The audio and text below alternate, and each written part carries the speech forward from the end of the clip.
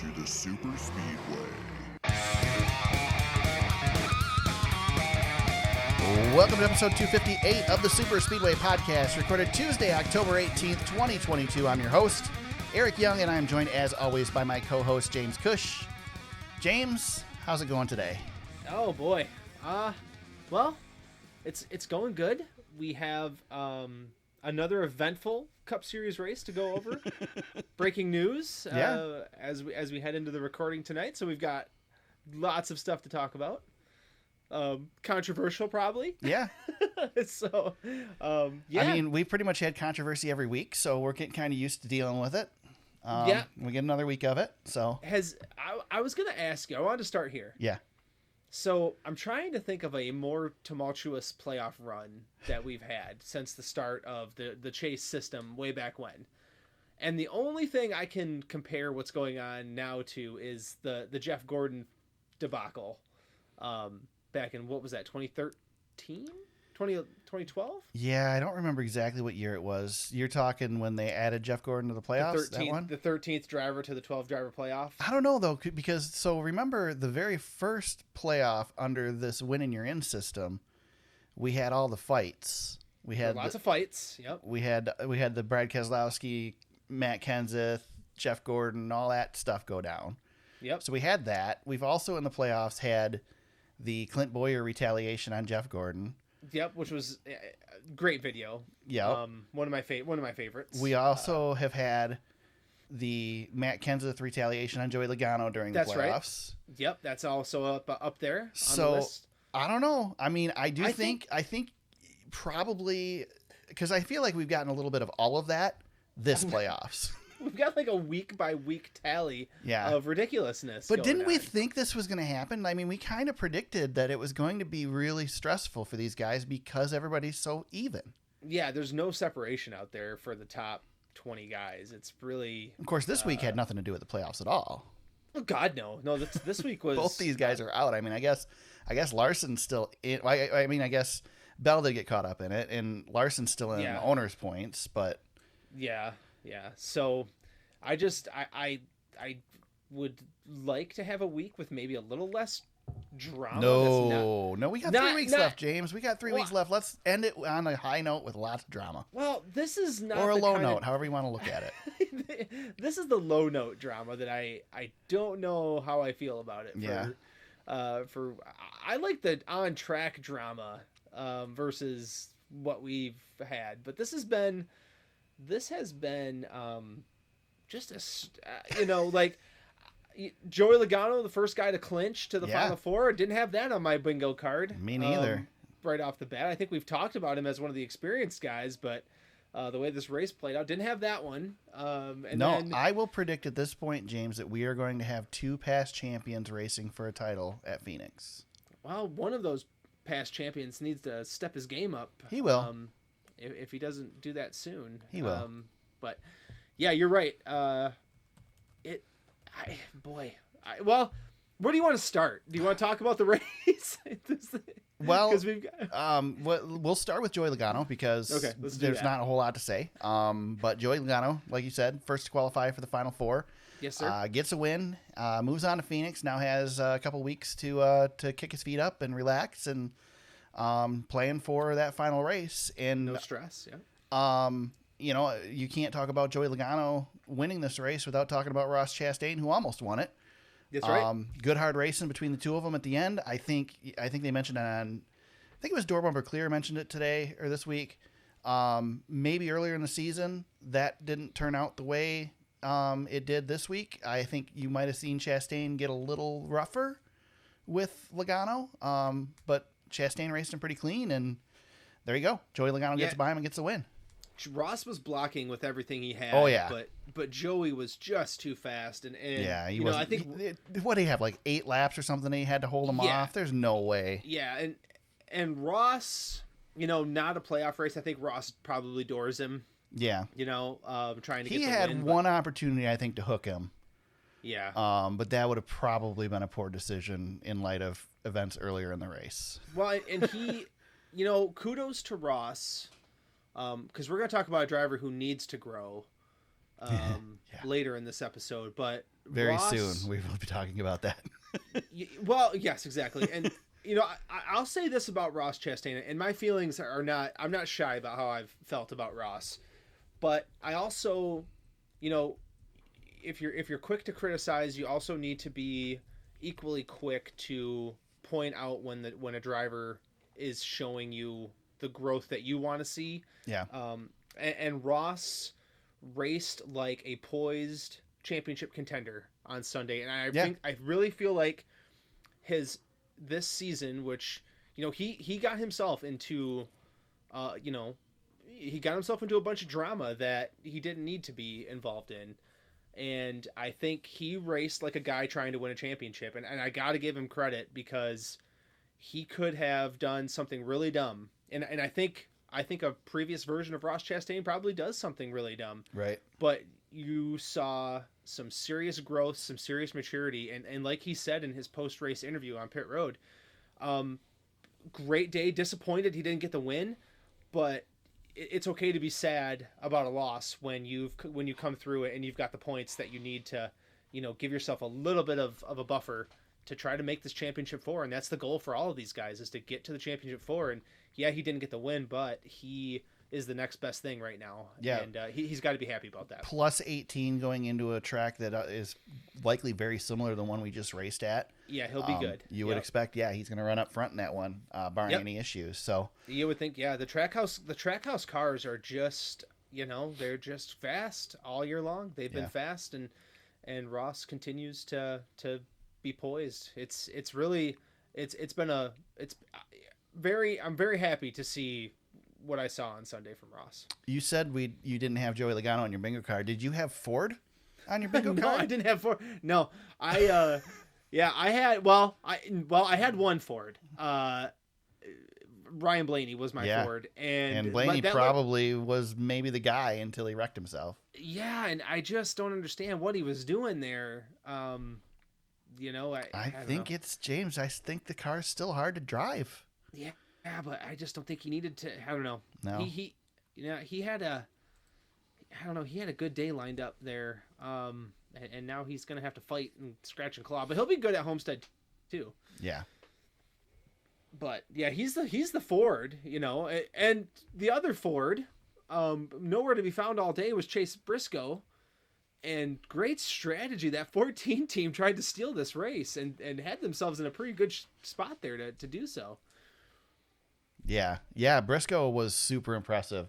I think he showed that he is a driver to be concerned about, because they are able to muster something together when they need to squeak by. And I think everybody should be very afraid, because if that 14 car gets to that Final Four, he won there this year. It's crazy. Yeah, it's crazy to say like he's got something going here, but Eric, he's got 4 straight races now, top 10s and 2 top 5s. That's half of his season total, by the way. But they got through the first round and got through the second round real good, and now Chase Briscoe. Now, do I think that he's going to?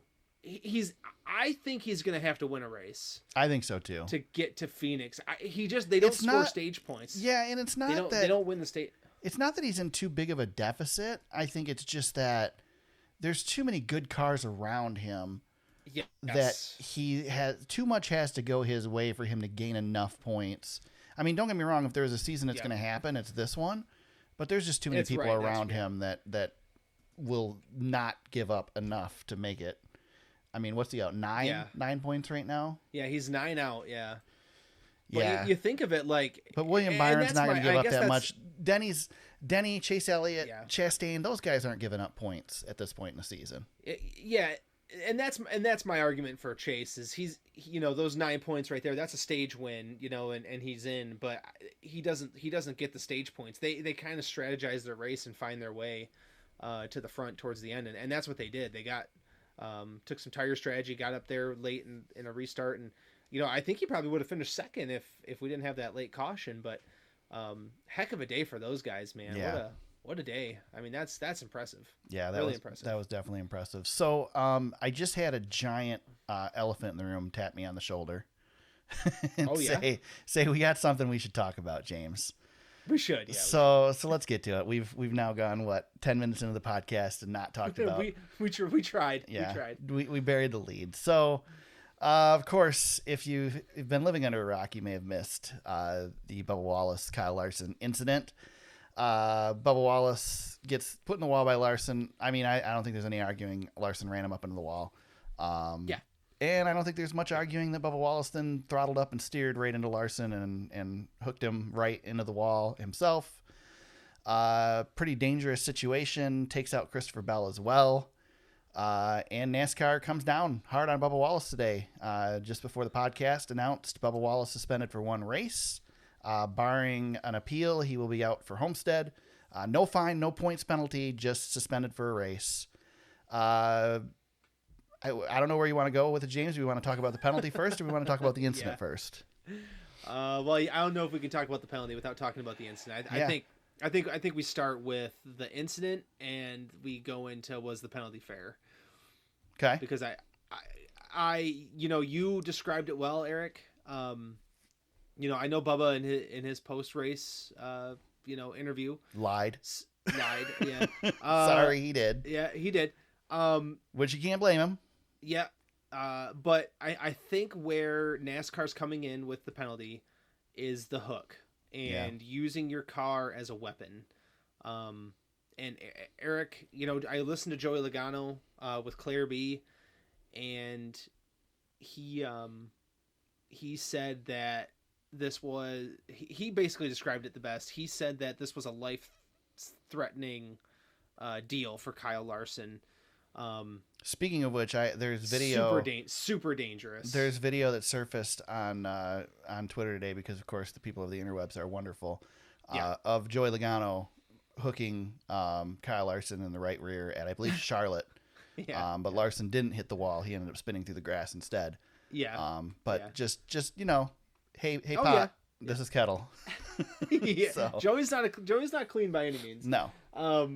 In this regard, but. That being said, this car is arguably more dangerous than the car previously. Yeah, and Bubba and Kyle, they have a friendship off the track, but I think there's a driver's code, and all the drivers know. We have one guy retiring this week because of a head injury. We have another championship contender eliminated because of a head injury. I feel like there's a driver's code that these guys should take care of each other a little bit. Yeah. And Larson used him up. Racing mistakes happen. Yeah. And I don't think Larson meant to put him in the wall. Well, and if Bubba he made a mistake, if Bubba wants to push and shove him and throw a fist after the race, by all means. Yep, go for it. But don't do the most dangerous thing in the sport by hooking somebody in a dog leg. No. We've seen Eric, you and I are old enough to remember crashes at Charlotte Motor Speedway, in the dog leg that have ended drivers' lives. We were there for Brad Keselowski, Carl Edwards at Atlanta. Yeah. Probably one of the more extreme examples. Well, I mean, that's what I was thinking here is we haven't seen with this car, but with the old car, if you turn right really fast, they would sometimes load and flip. Yeah. I mean, this could have been worse even. I mean, this car could have gone airborne and hit a catch fence. Couple of reasons this wreck could have been a lot worse. One, Larson could have backed into the wall at a high rate of speed. Yep. And his spotter is actually, Eric, I don't know if you heard the audio, spotter telling him head back, which I think is something that I think spotters are doing now to try to protect their drivers' heads. So there's that. Apparently that was a directive from somebody high up at NASCAR in the elevator at Michigan, according to the door bumper clear guys. Interesting. That's good. I didn't know that part of it. Yep. Issue number 2, if Christopher Bell doesn't hit Larson at the perfect moment, there's a couple of things that can happen here. One, he T-bones him really high at a high rate of speed, which is dangerous. We know that's dangerous. But at the time he hits him, he spins the car back away from that back angle incident, that back angle impact that's been causing some of these head injuries. So Kyle, I guess, lucks out multiple ways there. Right. And not to mention the whole field's still coming as these guys are crashing in the front straightaway. So all of that combined, compounded, I guess, leads to one of the more dangerous wrecks I think we've seen in a handful of years, at the very least. So Bubba Wallace gets a weekend off as a result. He does. Yep. Just before we discuss the penalty, I want to bring attention to Noah Gragson earlier this season, Road America. Yep. Turned Sage Karam, right? I believe it was. Yep. Yes. Intentionally admitted to doing it. Yep. Wrecked a bunch of cars, could have potentially hurt somebody. He had 30 points or 35 points, 25 points, something like that. Yep. And a monetary fine. Yep. We had William Byron, who wrecked Denny Hamlin under caution. Texas, which was a points and monetary fine, and then appealed, which not NASCAR's decision, but appealed, and changed it to just a monetary fine. We had, which we had not even discussed on this podcast, we've had twice this season that our buddy Carson Hocevar once wrecked a car during green when he was about to go a lap down to stay in the lead lap. Mm-hmm. And also right hooked, the same thing as this, on the front stretch at IRP in the Truck Series race as well. I don't remember who he wrecked there. Both of those Carson Hocevar got 0 penalty for. Yeah. Joey Logano wrecked, or Matt Kenseth wrecked Joey Logano a few years ago, got 2 weeks off, I believe, right? Yep. Kyle Busch wrecked Ron Hornaday under caution at Texas in the Truck Series way back. He got 1 weekend off. As a result. And way back, Kevin Harvick was running into a bunch of people in the Truck Series and got a whole weekend off as well, or the rest of the weekend off. And the aforementioned Carl Edwards Brad Keselowski incident, yes, where Brad had his roof caved in on both sides. Right, there was no penalty for that, right? That was a probation. Yeah, that's right. Probation through the end of the season. Yeah. Yep. Eric, when you were going through that. One of the points I wanted to make on tonight's episode was culture. Yeah. And NASCAR has created a culture. Mm-hmm. Boys have at it, man. Yep. Boys have at it has turned into something a little bit more of a Frankenstein's monster. Yeah.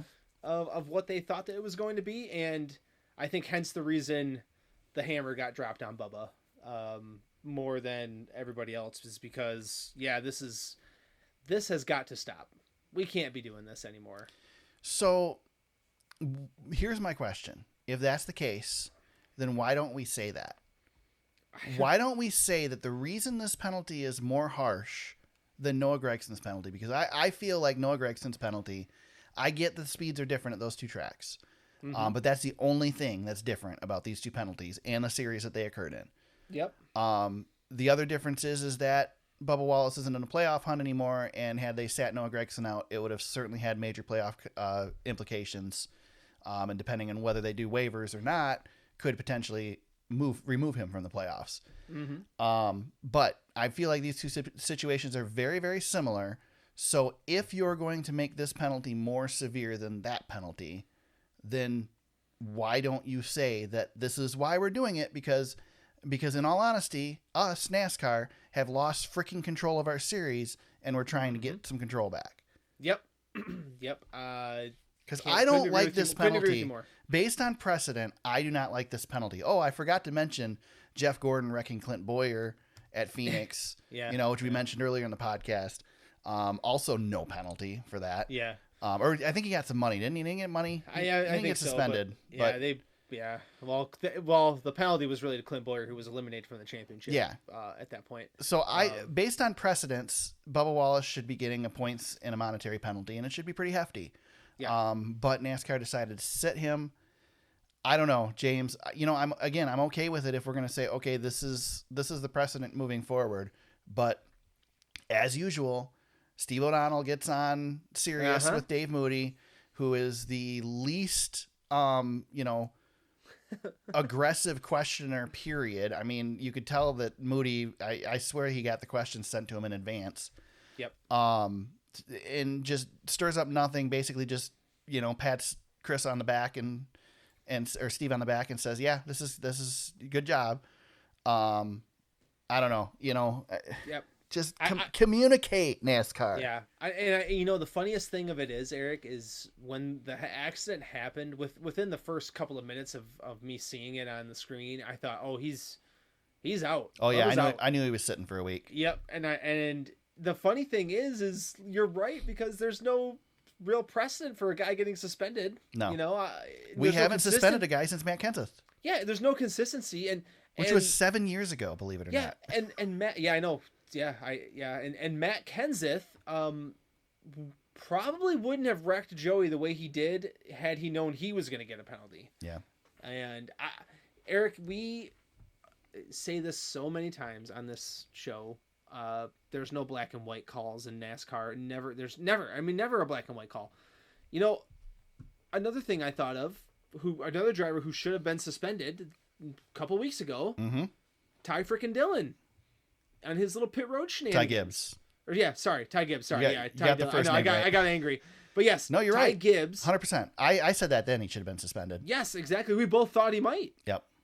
But he didn't. And now I think that is a sign of he was in the playoffs. But I think what he did was significantly more dangerous than what Bubba Wallace did. Yes. Yeah. I mean, yeah. Consistency. We want consistency, and we want NASCAR to explain themselves, and we get neither of those. I am fine, and I think NASCAR should also be fine if the drivers want to rough each other up post race a little bit. Yeah, door slam somebody and be on with it. I mean, we had that happen at New Hampshire, right? Brad and Austin Dillon. I had no problem with the pushing and shoving after this wreck. No, go ahead. Kyle Larson wanted nothing to do with it, but I was good with it. Wow. If I'm Kyle, okay, so I wanted to talk about this too. If I'm Kyle Larson, you can't. Both of these drivers. Here's another really big problem with this whole thing. I've got a mini rant. If you'll let me soapbox for a second. Oh, you are welcome to soapbox anytime. Yes. Okay. So Bubba Wallace. Let's start here. Bubba Wallace, unfairly or unfairly, I feel like it's unfairly, is held to a much higher standard than every other driver. Yep. And what this incident did was not just a bad look for NASCAR. This incident gave ammunition to all of the loons out there who hate Bubba Wallace because of the noose incident at Talladega. Yeah, this did nothing to help his image. And exactly. And now we've got Nick, I think, who's that author? Nick Adams or whatever, that crazy loon. Yeah. Saying that Bubba Wallace should be arrested for assault and all this other nonsense. And it's like, okay, well, pushing and shoving post wreck is nothing new in NASCAR. Thank you for not calling it a fight, by the way. People keep it wasn't a fight. It was no fight. Well, no, Larson didn't want to have anything to do with it. No. And honestly, Bubba Wallace beating up on a little kid isn't a good look either. Right. Because Kyle Larson's not a big guy. No. By any means. And if you're Kyle Larson, of course he's not going to take a swing at Bubba Wallace after everything Kyle Larson put himself through. Right. He's not fighting anybody, and especially it's not Bubba Wallace. So there's that whole angle of this whole crazy situation too. And this was like the worst NASCAR stories of the last couple of years colliding at one time to the point where we actually got mentioned on the homepage of ESPN because we never get put up there. And now NASCAR is being covered because, we have, what ESPN likes to dabble in, and it's racial political crap that they say they don't want nothing to do with, but as soon as something happens, there it is, right up on the front page. Bubba has to be better, and the thing that I thought of when I was really trying to break this down in my mind was Bubba Wallace is driving the 45 car basically in replacement. He's, driving Kurt Busch's number, for lack of a better term. Yep. What driver has shown more career growth from where he came from than Kurt Busch? Yeah. This is that moment of demarcation for Bubba Wallace right now. He's at that breaking point where he's got to get this crap under control because he's super talented. This was supposed to be a banner year for Bubba Wallace. He took a major step forward in his career. And now he just took 5 steps back because of something that, in the spur of the moment, he was angry and did something really stupid.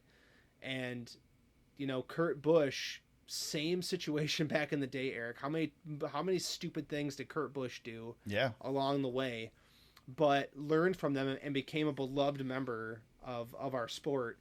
And Bubba's gotta take a page from that book now. He's got to improve his driving talent is there. There's no more doubts about that. He can drive. He's got to figure the rest of it out because there's a lot on the line for Bubba Wallace. And it's, like I said, fair or unfair, more than anyone else in the sport. He's got more on the line and more to lose than anybody. So he's got to take this time now to, hopefully this is the wake-up call he'll need for the rest of his career moving forward. Yeah, it's disappointing too. I mean, Bubba's having his best career ever. It's been fantastic. Best season ever. I mean, and then this has to be a scar on it. And he already had an uphill battle to become the fan favorite, and now he just turned that hill into Everest. I mean, it's going to be a long ways going. I do want to say, you mentioned Kyle Larson. I want to give props to Kyle Larson. He can be pretty vanilla. And you could look at this from a vanilla aspect, but not only did Kyle Larson not put up a fight, he did the interview after all this went down and was gracious about it, basically said that he screwed up, said that Bubba shouldn't be suspended. And I mean, just was all around positive. He just got wrecked, man. I mean, he was fine if Bubba wouldn't have hooked him. So, nice move on Kyle Larson and the way he reacted to this. I mean, basically you have both ends of the spectrum on how this situation was handled. You've got the one who went off his rocker, and then we had the other one who remained calm despite. So you've got one guy who's like you said, Eric, he's got to climb Everest now, and you've got the other guy who just summited Everest not that long ago, and you can see in the way that they handled the situation, where they are at in their careers. Kyle Larson's been to the mountaintop, and Bubba's slid back down. He's got to come back now. It's just so disappointing, because I think so highly of both of these guys, and I wish Bubba had done something. If Bubba, like Kyle Larson even said it, Eric, if Bubba had throwing some fists at him at the end of the race, so be it. Yeah. And I'd rather it go that way. Yeah, me too. But I don't like drivers. And I don't like pushing the weapons. Official either. We need to mention that too. You can't be so out of sorts that you can't even. He also is not the first driver to have done something like that. No. He's not the first driver to refuse to go to the ambulance. This type of stuff happens all the time. And yes, there's a rule about it, but NASCAR's never really enforced that rule to any level of extent. And Steve O'Donnell, said today that the suspension is a result of the actions on track. It's not it's not a response to the pushing and shoving. It's not a response to the avoiding the official or whatever. It is simply in response to right hooking somebody into the fence on a fast racetrack at 170 miles an hour. Yeah. Now, James, I argued a couple minutes ago about why this penalty is too severe, but I will also argue why it's not severe enough. If you want me to contradict myself, let's do it. Yeah, let's have it. I like when you go down this road. Well, because Ben Bayshore is going to sit for 4 weeks. Kyle Busch's crew chief. yeah. 4 weeks because a tire good point. Came off of a car. These tires have come off cars multiple times. We have yet to see one really be a danger. Yes, it's always dangerous, but generally these happen under caution. Generally they happen where cars aren't around and we don't see one of them get hit and sent flying or anything like that. I would argue that what Bubba Wallace did is significantly more dangerous than a tire coming off of a race car, and Ben Bayshore gets to sit for 4 weeks, including L.A. Coliseum, as a result of something he had nothing to do with. Yeah. But Bubba Wallace is only sitting a week. So I would probably argue that maybe that means that the loose wheel penalty is too severe. But, people brought it up on Moody's show today, and Moody wanted to poo-poo it, and I'm sorry, you can't poo-poo that. That is... Again, consistency. you know. Yeah, and I think you brought up a great point, Eric, that I wanted to highlight. You said that these loose wheels happen a lot under caution. And you know what the consistent thing that I've been noticing is that these teams now know when the tire is loose. Yep. They're not going on a hot track with the green flag. Right. They are, and Kyle Busch did a fantastic job of trying to keep that car at a low rate of speed and trying to keep that wheel basically on the car. Right. And every time you see these tires come off, there's a effort by the teams and the drivers to not let them get too far or to correct the issue immediately. And that's where I think NASCAR should start making some adjustments to these suspensions, because it's not it's 4 not races is a lot. Yeah, these teams aren't trying to cheat the system. They're just, it's a mistake on pit road. I feel like we can. If a tire comes off on the racetrack under green flag conditions, yes, yeah, 4 weeks, I'd give it to them. Yep. But rolling away on pit road, it's too much. Yeah, and Kyle Busch had one of the great lines where he said, "Yeah, you guys picked a heck of a time to get a suspension." Right. It was really good. Yeah, Ben Bayshore. Somebody said he made a great decision to figure out how to not have to travel to LA at the beginning of the year. Yeah, no kidding. Oh, that's a good point too. Yeah. Which, I mean, this is precedent too being set that I don't think we've ever seen a penalty carry over from one season to the other. We don't even know what Ben Bayshore's position is going to be next season. Yeah, he might never crew chief again. For right. all we know, we don't know we don't even know who's driving the 18 car right now. Exactly. I mean, we do, but we don't.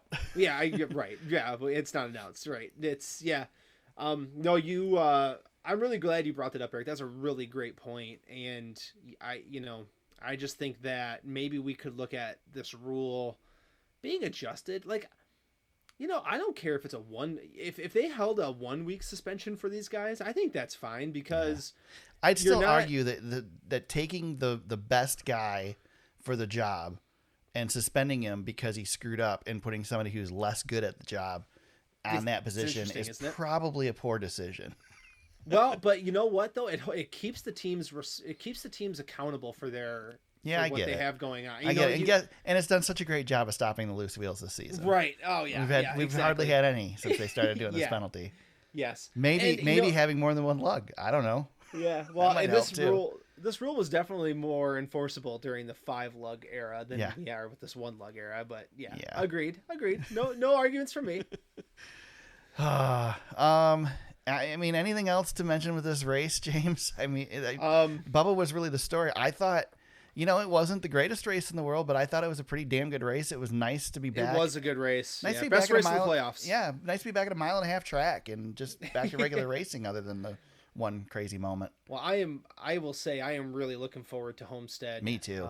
Because it's one of my 5. I would say it's one of my 3 or 4 favorite racetracks on the circuit.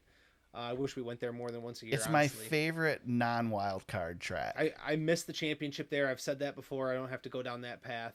But this race got me itching for Homestead, because I think it's going to be a great weekend at Homestead. Xfinity Series is going to put on a great show, and we know the Cup Series can do that now.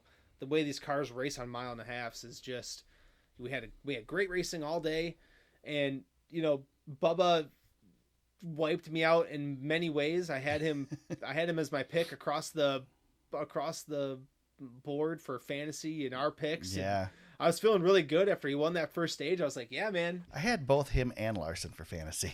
Yeah, well, I had Bell, so I was screwed. At least I got the 10 I think stage I might have points. had him too. I don't remember. Yeah, so that wiped out everything. I guess we didn't talk about that part of it though, Eric. Maybe before we move on. Yeah, but Christopher Bell's back in almost a must-win situation again as a result of this, and as a result of the actions of a fellow Toyota TRD driver.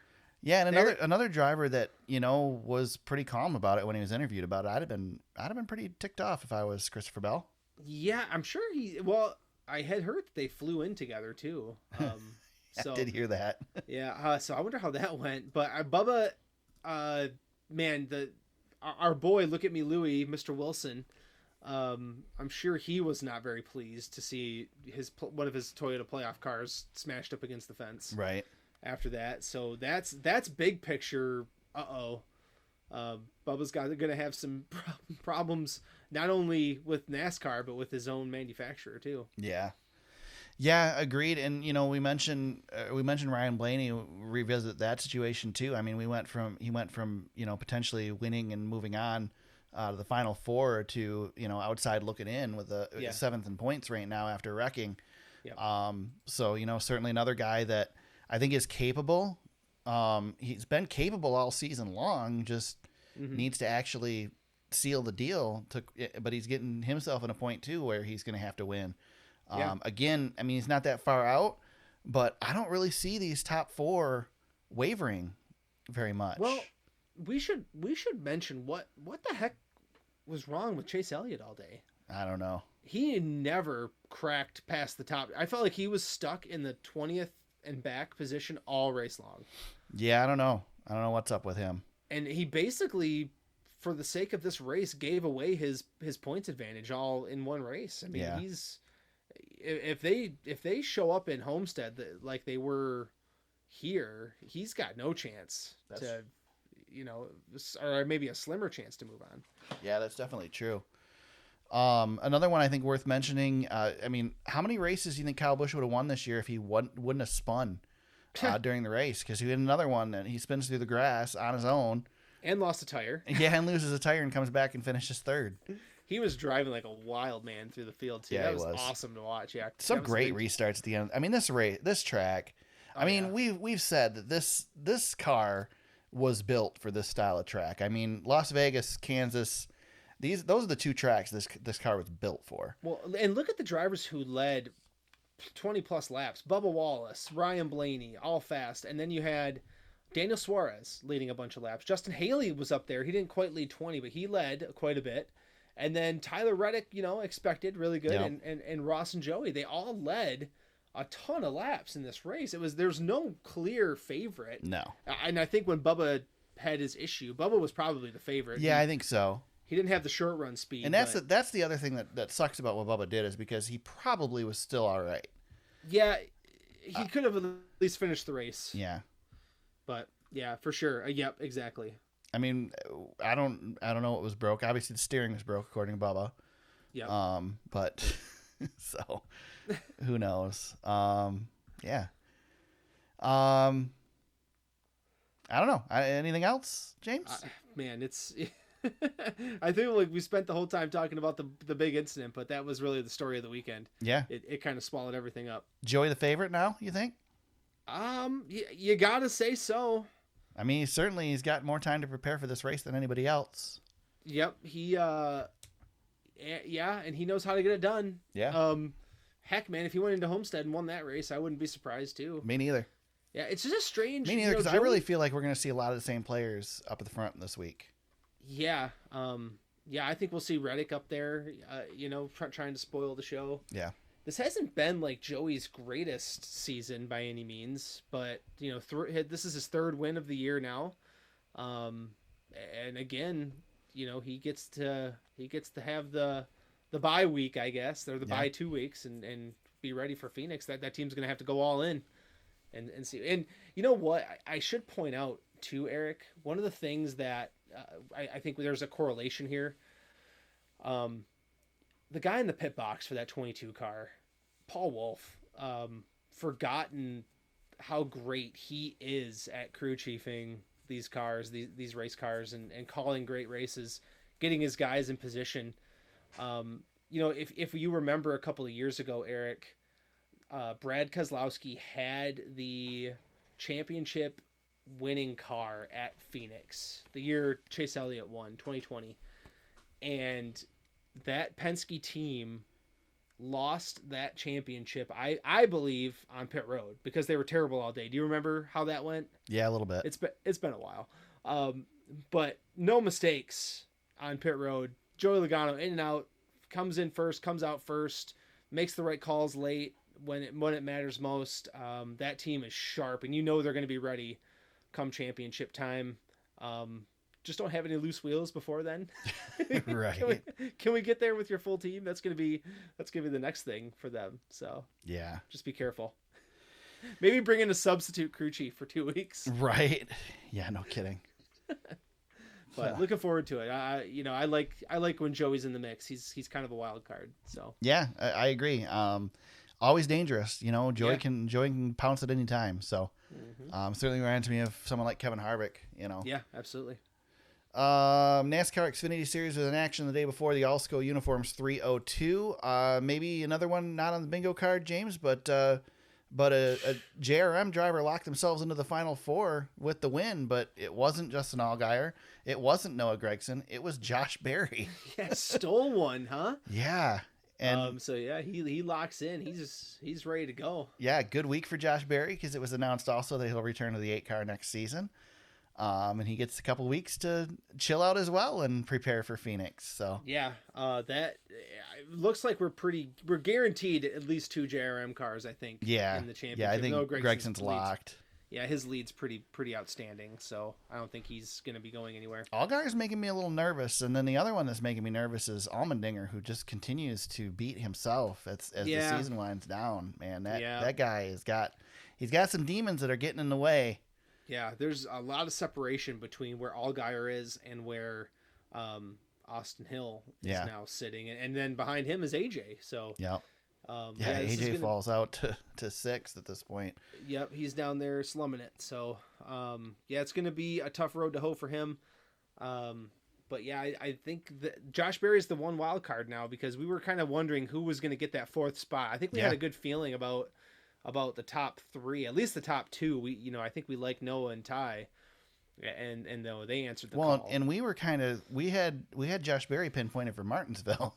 Yeah, and he gets it done well before that, So now he can go to Martinsville and just race for the win, which is scary.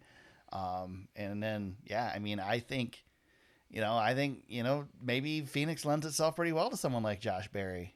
Yeah, absolutely. He's going to be a problem. Wouldn't it be something to see him come and steal a championship from these guys? That'd be pretty great, wouldn't it? Everybody had it given to Noah Gragson and Ty Gibbs off the start, and Josh Berry comes in and sneaks it away. I guess you could call Josh Berry the old guy. Is he the old guy? Yeah, maybe. I guess so. He's not the veteran, but he's the old guy. He's still a couple years younger than Justin Allgaier, but he's kind of the old guy.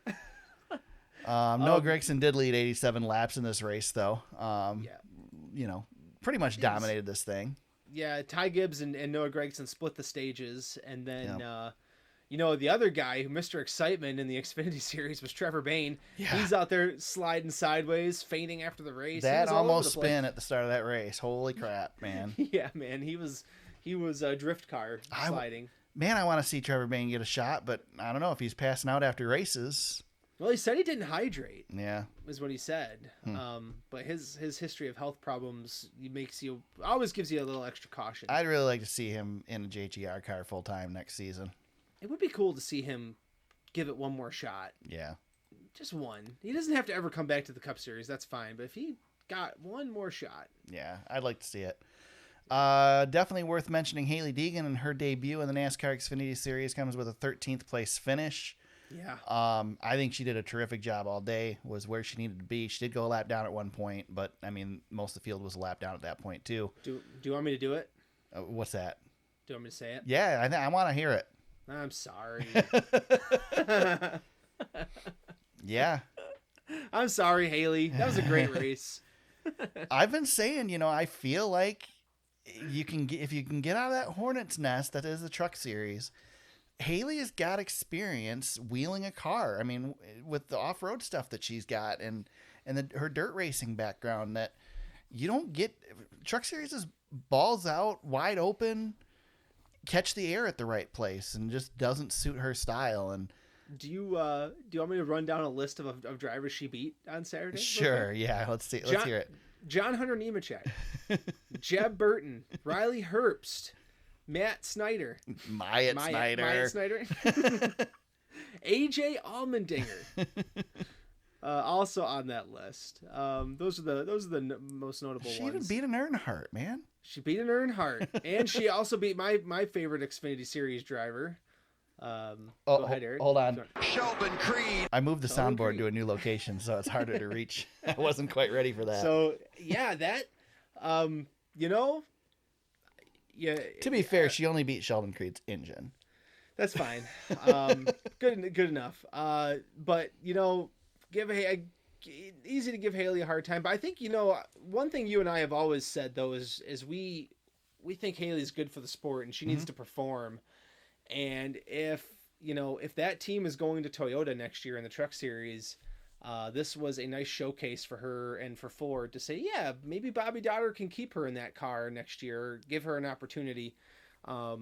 Maybe she can find a home with Ford in the Xfinity Series and, you know, keep her journey going a little bit, get some more experience, couple years in Xfinity, and who knows, maybe she could crack the Cup Series. I mean, she's got the history with Monster. I mean, you could slip her in that 98 car and not even have to change the paint schemes. Exactly. Yeah. Exactly. Yeah. 100%. So I don't know. Nice symmetry there. Yeah. Yeah, I was impressed with that run. I was hopeful that's what she'd do. But good to see for sure. Anytime you debut in the top 15 in the Xfinity Series, that's pretty damn good. Yeah. Yep. Absolutely. That's no slouch, and especially at a track like Las Vegas where it's so technical, so high speed. One of the faster places we're going to go in the Xfinity Series, and she did a great job. Great job. That being said, this race was not the greatest Xfinity Series race. Maybe one of the few times that the Cup Series has certainly outperformed the Xfinity Series this season as far as racing. Wasn't terrible, but just wasn't great. Yep. Let's see. Chevrolet clinched the Manufacturers Championship, and it was their 500th win in the NASCAR Xfinity Series with that race as well. Well, there you go. Nice. There you go. We are heading into Homestead. Sorry, I'm looking in the notes here. I'm trying to look at the point standings. So we've set the first drivers for each round. We go to Homestead this weekend. The Truck Series will be back in action. We'll preview those in a few minutes. Truck Series set to end their this is it. Their cutoff. Truck Series. Yeah. Yep, So this is it. let's see, a couple news items. I probably would have been the big news of the week, James, I would imagine, if Bubba wouldn't have done this thing. Kurt Busch announces his full-time Cup Series career is over. He will not return full-time to the 45 car next season.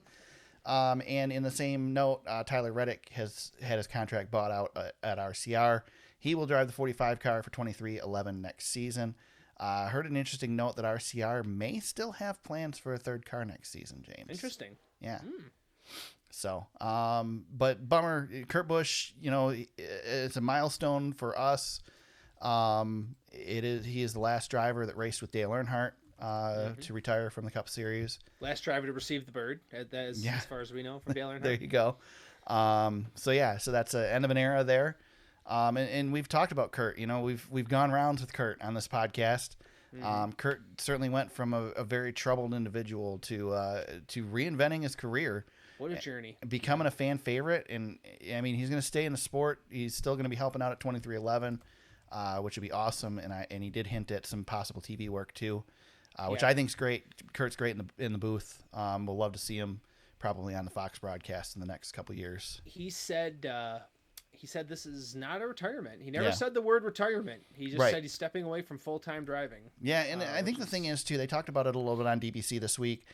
I think a lot of it is just that there's still that uncertainty as to when he'll be able to return. And if he, because Denny's not going to kick him out of this car.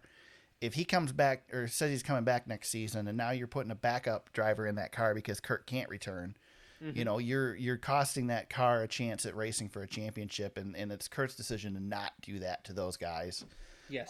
So I think, you know, again, this is a guy who was very selfish in the early portions of his career and has certainly become completely the opposite of that. And, you know, you hear great things about all the teams he's worked on. You've seen the results at all the teams he's been at. Every team has been better at the end of his tenure there than they were at the beginning. So, we'll see Kurt Nakario to see him still a few times, hopefully soon. Yeah. And looking forward to that, but no more full-time racing for old Kurt. Yep, it's it's a bummer for just for the entire sport. He's been to the bottom. Yeah, you know those I thought his career was over, man. Yeah, when he went to Phoenix Racing, I mean, gosh. Well, when he was still imploding at Phoenix Racing. Well, he was imploding. Man, Do you remember the Talladega wreck when he drove off with the paramedic's bag on the back of his car because he was so pissed off that? I mean, you know, he was. What's funny, him being replaced by Tyler Reddick, it's because he was the original Tyler Reddick. Yeah. He won the championship with Roush, and people forget how tumultuous that end became. Remember, he got arrested for a DUI. Yep. The year after, and didn't even finish the season with Roush after winning Yep. the championship. He was out, suspended basically by Roush for the last 2 races, and then he hopped on to Penske and had a decent run with Penske, but never found the championship form at Penske. But I can't remember. Did he get suspended at Penske, or did Penske fire him? Penske. Well, he flipped off. He went after Bob, and he also lit into Jerry Punch. He was still employed by Penske as of 2011, because he was the first driver of the 22 car. Right. He subbed out. He replaced Rusty Wallace, and then they brought Brad in. But he flipped off Michelle Obama at Homestead. That's right. I forgot about that too. And was basically fired in the off season for his bad temperament. And that's where he ended up at with Phoenix. And then, I guess I'm kind of going through his career timeline, but Furniture Row Racing doesn't become Furniture Row if they don't end up with Kurt Busch in 2013. Martin Truex Jr. doesn't win a championship without Kurt Busch. Exactly. That was like a great line of, like, in the history of NASCAR, what happened with him when he got to Furniture Row. Yep. And turned that into a great run with Stewart Haas Racing, where he was one of the best drivers in the sport for a handful of years. Won a Daytona 500, was, knocking at the door of some pretty cool stuff. He had some trouble there too, Eric. You remember he was suspended. He was suspended then, but not of his doing, I don't think. I think we found that out later on. It really wasn't a Kurt Busch problem. Right. But yeah, turned that into a great run, and then he ended up with Ganassi for a minute and just kept winning a race every year. So yeah. Very just solid career in almost 2 careers for him. Yep. What a legend. It's going to be so strange not having the second Busch brother out there with Kyle. Yeah, so does Kyle just run Busch on the windshield now, or does he still get to run Kyle Busch on the windshield? I think he has to just run Busch now. I think so. I think he might have to. Yeah. That's interesting. Good point. Yeah. Good point. More driver news we got today. Ty Dillon still kicking in the Cup Series. He is moving over to the 77 for Spire in 2023. He survives. Yes. Also announced, or not specifically announced, but acknowledged that Corey LaJoie will return as well to Spire. So that will be the driver lineup for Spire Motorsports. Yep. I don't know what to even say about this. Yeah, I mean, this team has potential. They had bigger aspirations. You know what's funny is Spire was trying to be Trackhouse before Trackhouse. Yeah.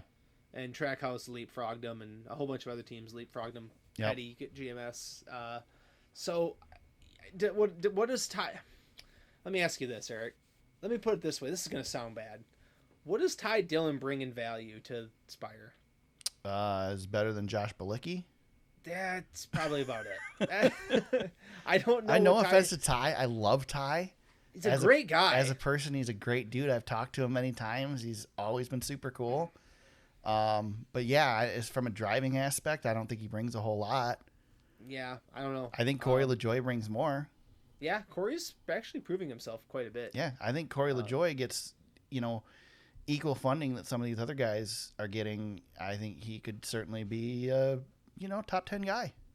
Eventually, yeah, if he found the right spot. Yep, absolutely. Yeah. Absolutely. So, but I don't know. Maybe it's a matter of, getting this 77 car to be instead of a 30th place team, be a 20th place team, and that's I don't know. Win.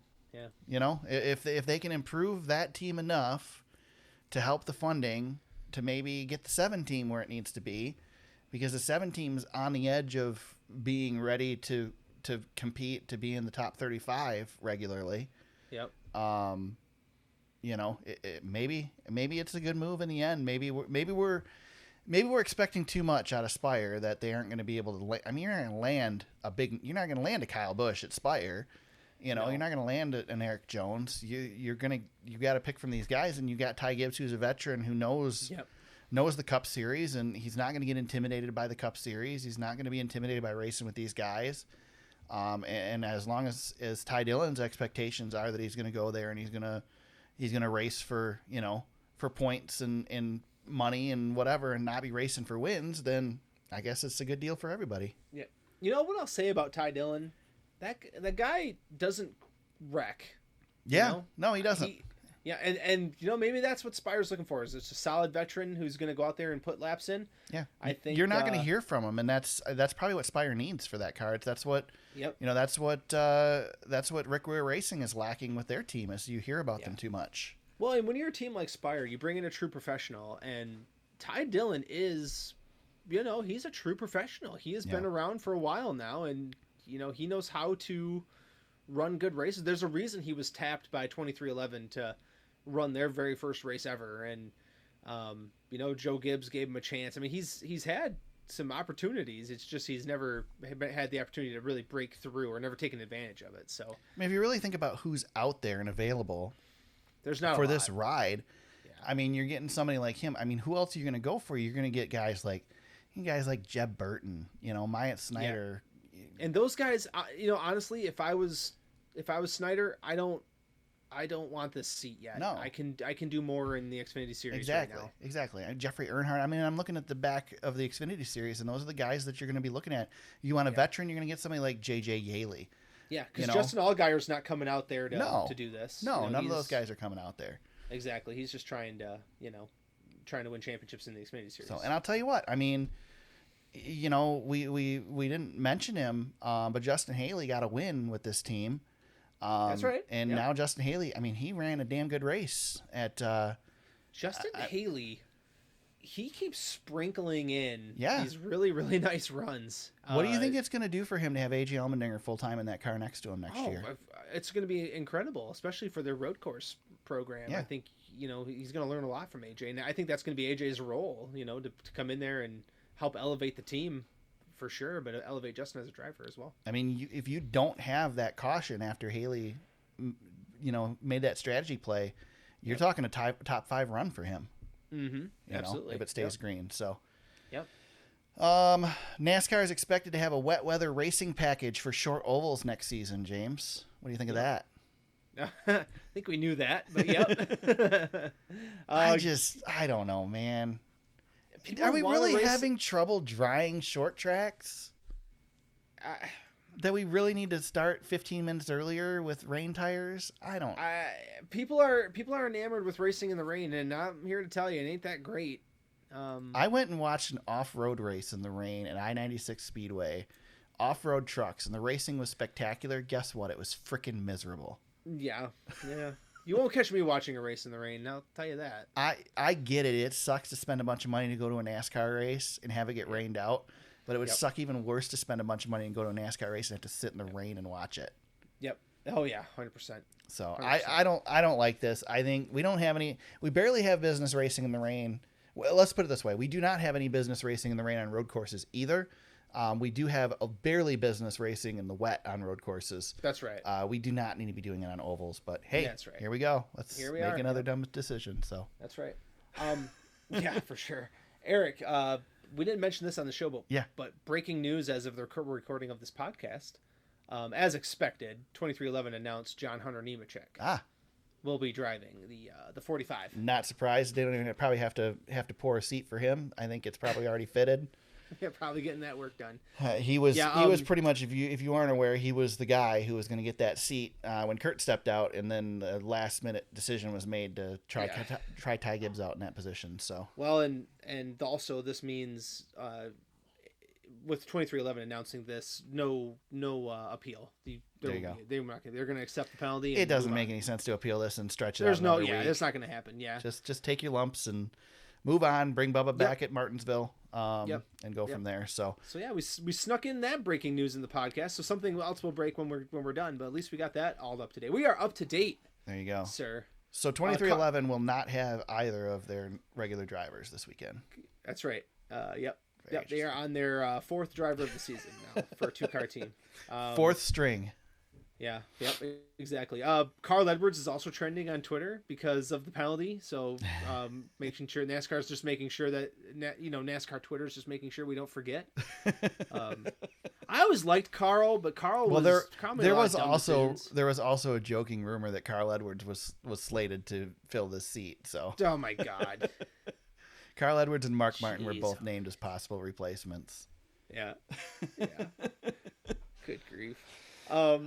Somebody on Twitter, I'm looking at the Joey Logano video. I'm sorry, I'm divulging into NASCAR Twitter, but somebody said Joey Logano has almost killed Kyle Busch, Denny Hamlin, Ryan Newman, Tony Stewart, Larson, Kenseth, Carl Edwards, and countless others. He should sit this out.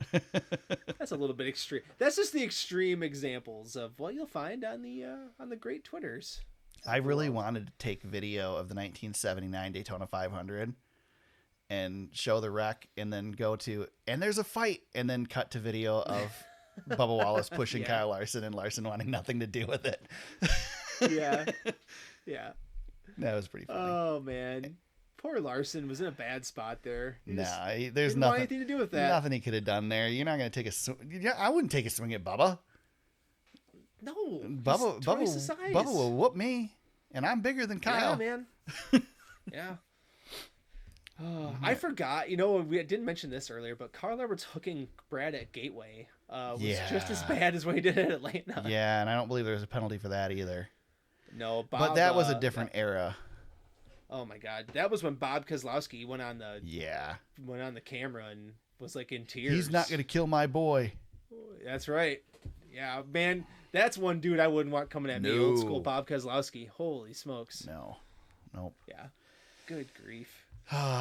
Yeah. So there you go. We are up to date. The precedent has been set, James. Don't be wrecking people on purpose. Do not hook people in the right rear corner. And I'm good with this, but let's be consistent. Let's start sitting people when they wreck somebody on purpose. Yeah, if that's going to be the call. It's time to do it. And I'm wait good till with that.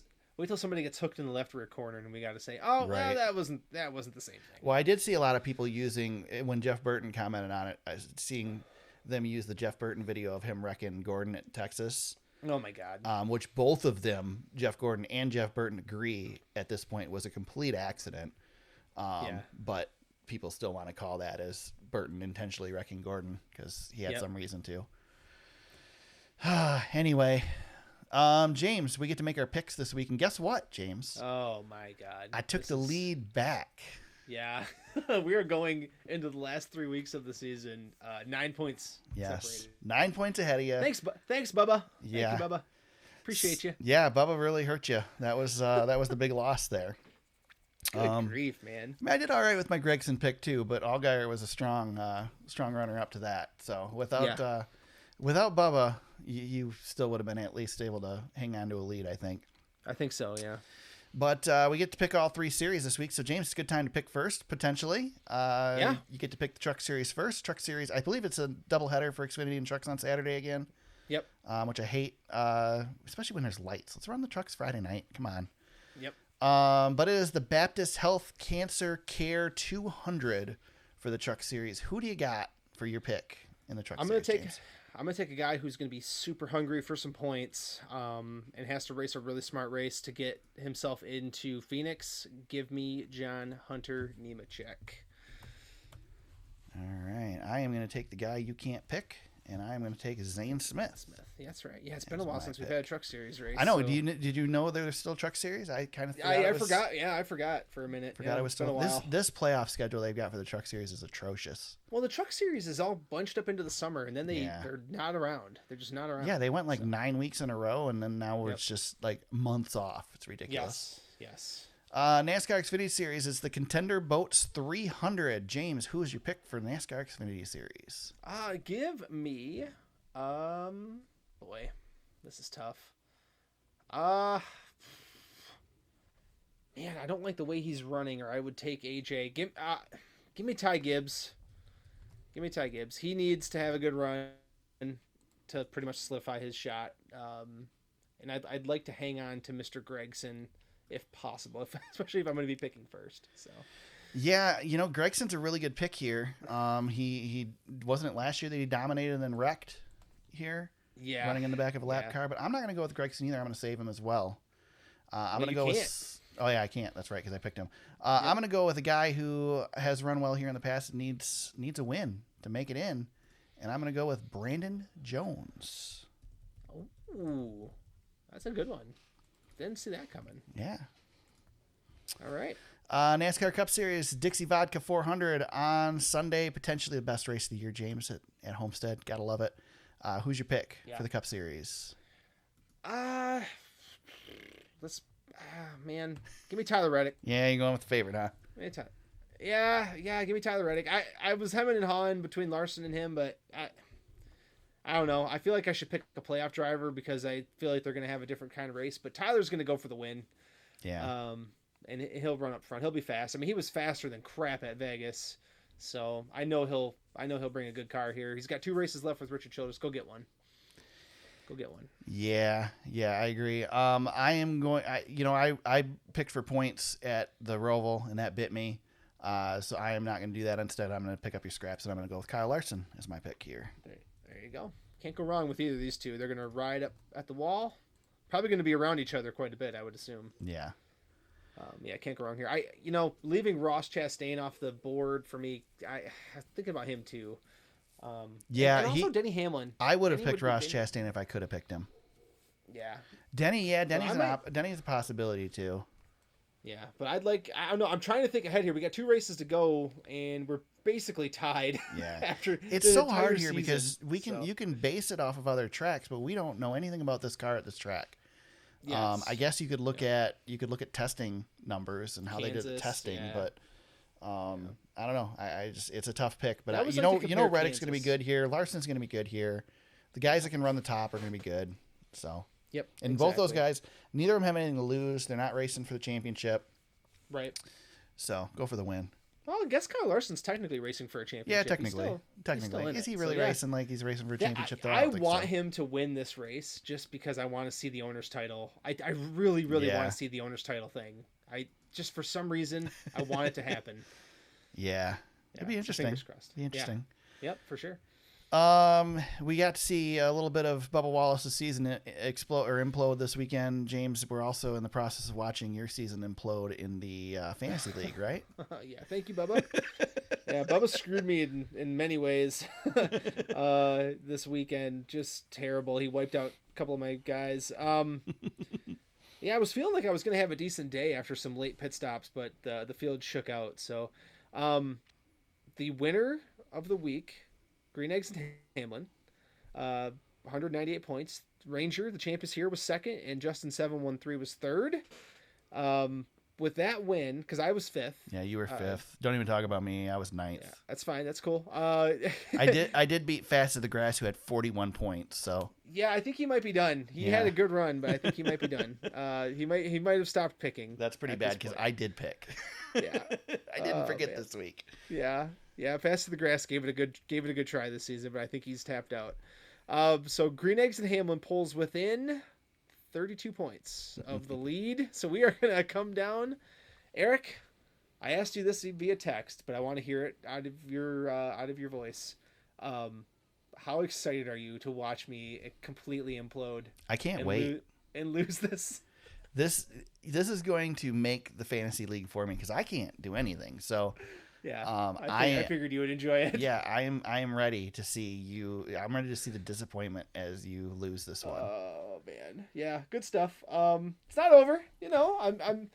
I will take. If you had told me at the beginning of the season, hey man, you're going to be in first place with 3 weeks to go, I'd take it. But now I'm at a point where I don't want the heartbreak. Right. So, but here we are, and Ranger, the champ, is here. I will say, a year ago, I was about this far behind him, and I felt like I had a chance to win the championship still.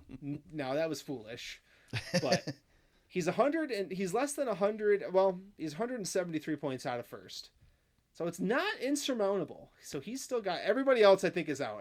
But I think we still have a 3-horse race. He's not done. So we'll see what happens here in the next couple of weeks. There you go. Any shout outs, James, this week? A couple of them. The Dale Jr. download has Eric Jones. Oh, you stole mine. I was gonna shout them out. Oh, I did steal that No, one. it's I'm okay. sorry. It's okay. It's all good. I was just saying I'm really excited to listen to that when they go into some of the things. I haven't listened to it yet, but I want to. They talk about his firing from Joe Gibbs. Talk about his dad, which I want to hear a little bit more about, and his late model. I think people forget, or maybe they don't know, that Eric Jones was/is one of the great late model drivers in the history of America. He was a fireball when he was running late models. So that's how he was discovered. He beat Kyle Busch at the Snowball beat the Derby. crap out of Kyle Busch, yeah. So I want to hear that. And then just wanted to shout out our buddy Derek, friend of the pod. Derek Winter was at Vegas and got to meet his childhood racing hero, Mr. Mark Martin. Yeah. So that's cool, man. When you get a chance to, your driver, you get to meet your driver. I've been fortunate to do that 2 times in my life. It's awesome to get a chance to shake your favorite driver's hand and get an autograph and a picture. Pretty cool. So happy for him to get to do that. That's awesome. Yeah, that's cool. Man, you stole every single one that I could have had. So sorry, man. Good job. My bad. I know. My bad. Good job. On that note, I don't have Thank any you. shout outs, James, but Good deal. I want to hold a funeral here, James. Let's do it. I am declaring Jackass Corner dead. Nah. We are going to end Jackass Corner as my dog scratches at my door trying to get in. Jackass Corner had a great run. It did. It served its purpose. I know you came up with the name, but I was not a fan of the name. So I felt like it was too harsh. So we're going to replace it with Black Flags. We can have more than one Black Flag, and we can have as many Black Flags as we want to have. But the Black Flag will replace the Jackass Corner. It's a little less harsh. I hemmed and hawed over whether to use it because SiriusXM uses it in the morning drive, I believe. They do their checkered flags and black flags, but in the end, it is a black flag. It is the worst flag you can get in racing, and so they don't own the black flag, so we're going to take it as well. So on that note, black flags. I have 2 black flags I want to issue this week, James. One is to every single person that jumps on the anti-Bubba Wallace bandwagon on Twitter. I don't even want to give them publicity, so I won't say much. But anytime this stuff happens, anything happens with Bubba, it's old.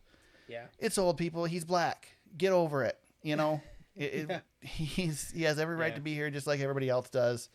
And Bubba did something stupid this week. He's going to pay for it. And move on. Let's continue on. So I think it's, one of the things I think we've lost in sports in general is there used to be sports hate. And I feel like sports hate and real hate have combined. Yeah. Because I don't care if you don't like Bubba Wallace. Exactly. You can hate him for anything. Hate him all you want. But don't hate him because he's black. Yeah, don't hate him because of that and the whole controversy at Talladega. Yeah. Like, that was a thing that happened. I know it turned political for many reasons, and I don't think that's a fair reason to not like Bubba Wallace. No, you don't have to like him. If you want to be mad at somebody about that, be mad at NASCAR. Don't be mad at Bubba. Yeah, NASCAR screwed that up, not Bubba Wallace.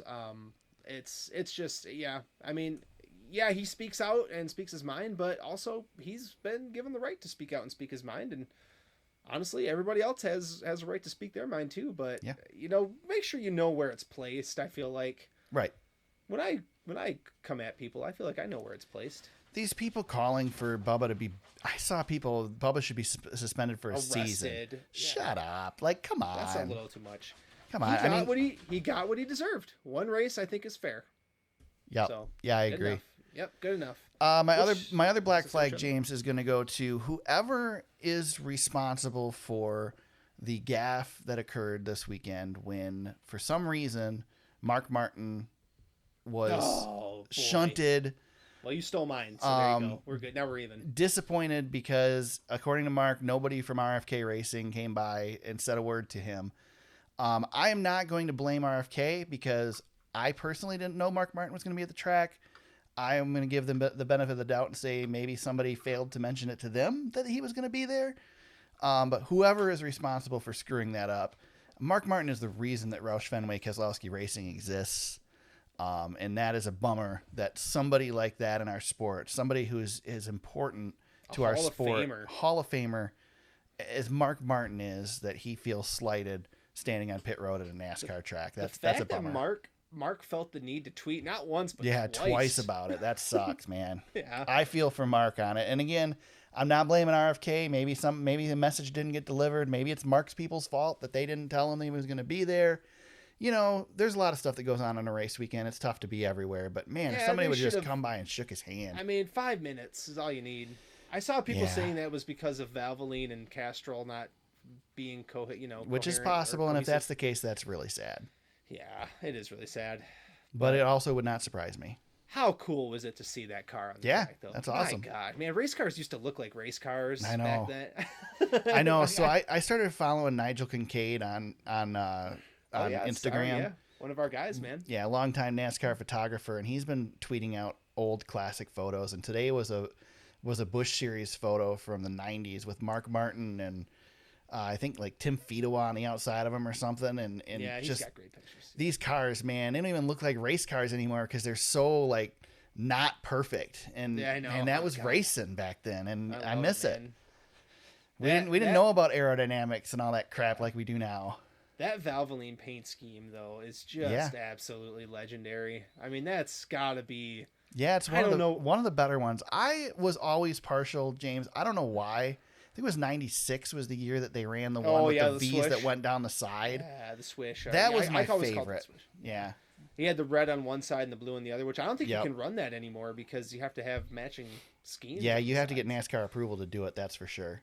Yeah, man, that 98, 99 6 car was just, man. There wasn't a bad Valvoline car ever. Oh, ever. No. Valvoline and Ray Bestis, Red, white, and those two are like my favorite sponsors because they always had good looking cars. Red, white, and blue on a race car, just chef's kiss. Kyle Larson had a great one last year when he had the Valvoline, and it was that red and white and blue. Oh man, always good paint schemes, great throwbacks. Can't go wrong. Honorable mention: black flag, maybe a ruffled black flag with pointing at NASCAR social for once again screwing up and putting a picture of Joey Logano staring at Homestead, after qualifying for the Final Four, not remembering that we haven't raced at Homestead for the Final Four in 3 years, 4 years, something like that. This will be our third. Yeah. So, but those guys over there, man. Yep. Yep. So I stole yours. You don't have another one? Well, I'll say this since we're ending Jackass Corner. This is the end. Pouring gasoline and lighting it on fire. If Jackass Corner ever gets into the NASCAR Hall of Fame, my request is that Scott Miller is the picture. Yeah. I'm good with that. And Eric said earlier, this is too harsh. Well, let's end it. Let's end it as harsh as possible. There you go. Sorry, man. If you know what, if you have to bleep me again, bleep me again. My bad. We'll just end up canceled. Sorry. I couldn't help myself. Well, I don't know if Scott Miller's on Twitter, but if he is, James, how can he tweet at you? Oh, at James Cush on Twitter. Bring it on. You can get me at TSuperspeedway on Twitter. You can find the podcast on Facebook at facebook.com/TheSuperspeedway. Our website is thesuperspeedway.com. You can find all the episodes of the podcast, show notes, links to articles we discussed, past race coverage, photos, and much, much more. You can find the podcast on Apple Podcasts, Spotify, Google Play, Stitcher, and SoundCloud. Subscribe for new episodes each and every week. Homestead Miami Speedway is the place this weekend. All 3 series are in action. The Truck Series, the Xfinity Series, and the Cup Series. James and I will be back next week to break it all down, maybe talk about somebody else being suspended. We won't know it won't be Bubba because he won't be there to do anything stupid. So, but anyway, we'll be back next week to break it all down. Until then, everybody, let's go racing.